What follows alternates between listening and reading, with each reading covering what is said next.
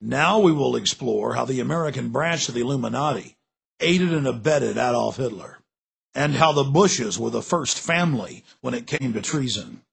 I've been an investigative reporter and a journalist for 35 years. I've worked in every major media market in the United States, and I've written for more than 100 newspapers and magazines nationally and internationally.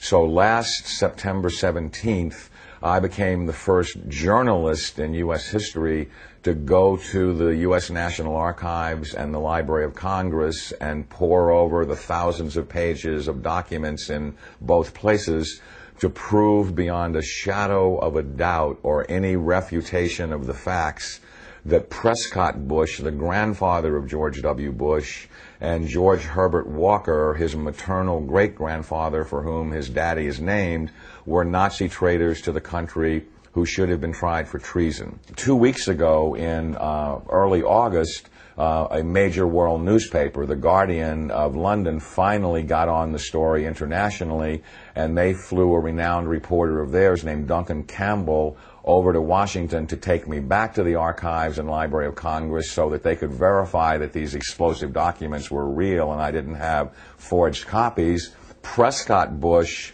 was the grandfather of George W. Bush and the father of George Herbert Walker Bush, and George Herbert Walker Bush is named for his father-in-law, George Herbert Walker. Prescott Bush graduated from Yale in 1917 and was in Skull and Bones with E. Roland Harriman, who was the younger brother of W. Averill Harriman. The Bush family really had nothing going. They were essentially social climbers and opportunistic people. At the time that Prescott Bush met Dorothy Walker, he was a tire salesman. And George Herbert Walker, as all fathers do when their daughter's going to marry someone, said in his heart, you know, it's not an appropriate thing socially that my daughter marry a tire salesman. So he brought Prescott Bush first into Brown Brothers Harriman and then Union Banking Corporation. In actuality, it was anything but a bank. It was essentially a Nazi money laundering operation that had a lot of tentacles into a lot of different other businesses. They owned a shipping line called Hamburg American Line, for example, which was the first Nazi front business seized, although the line was no longer operational in 1942. In the early 1930s, it transported Nazi spies into the U.S., and then their promotional ads offered cash rewards to any American citizens who would go back on Hamburg American Lines and proselytize for Hitler. 8 months after the U.S. had entered the war, the New York Herald Tribune ran a front-page article, Hitler's Angel has $3 million in U.S. bank. And it caused a major scandal and just rocked the world of politics. Brown Brothers Harriman, which George Herbert Walker and Prescott Bush were affiliated with and partners in, worked with I.G. Farben, which operated Auschwitz. Prescott Bush, he did a number of things that were not only anti-American but were pro-Hitler, and he did all that he could to proselytize for Hitler and the rise of his Third Reich, because the largest client, Fritz Thyssen, of his patron, W. Averill Harriman, dictated what kind of behavior he would practice to enhance his own career. So he was put on the board of directors of Union Banking Corporation, and he was also a shareholder in Union Banking Corporation along with E. Roland Harriman. But what's interesting about what the documents show is that they clearly state that all of the shareholders were phantom shareholders for Fritz Thyssen and did his bidding directly. So the point I'm making is it's not as if they bought these shares of stock as a passive investment to hopefully profit from the war. They were directly doing the bidding of the individual who built the Nazi war machine. Some very shocking documents that I saw at the Library of Congress 2 weeks ago on August 10th.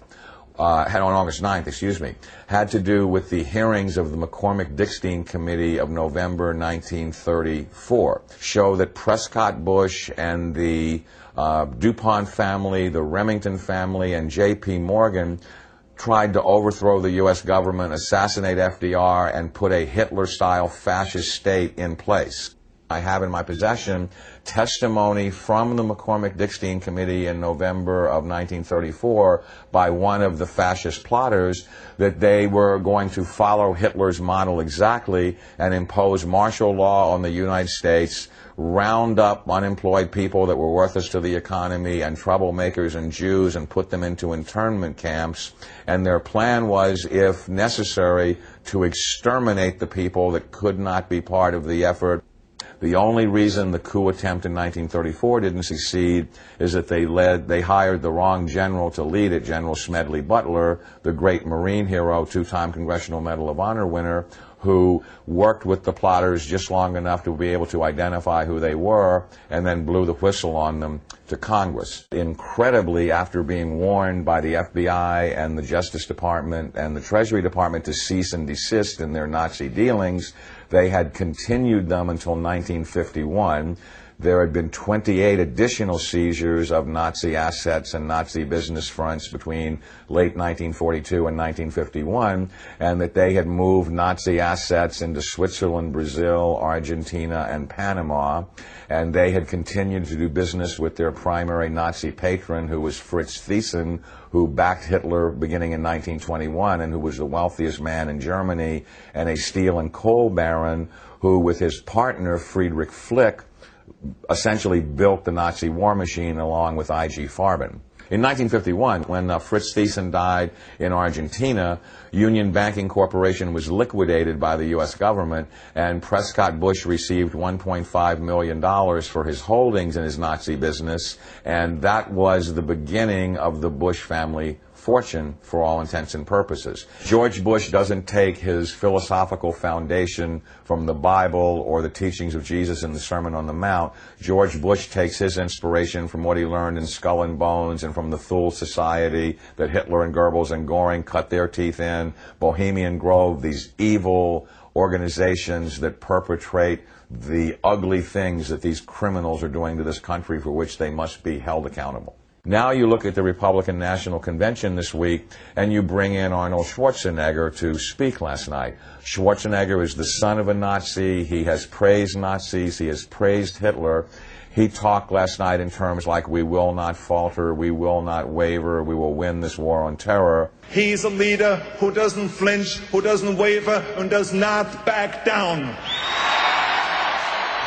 Well, that's exactly the speeches that Hitler made after the Reichstag fire. Terrorism and the homeland being under attack are precisely the issues that Hitler used to subvert everything within the German system of government. This is a criminal regime. They not only emulate Hitler, but its genesis comes from Hitler. And I defy anyone, a historian, journalist, author, anyone, to come forward and disprove my premise that you cannot differentiate Hitler's invasion of Poland in 1939 and the Reichstag fire and his attempt to dominate the world from George W. Bush's unprovoked invasion of Iraq and subversion of the Constitution through the Patriot Act after 9/11, which I submit is his Reichstag fire.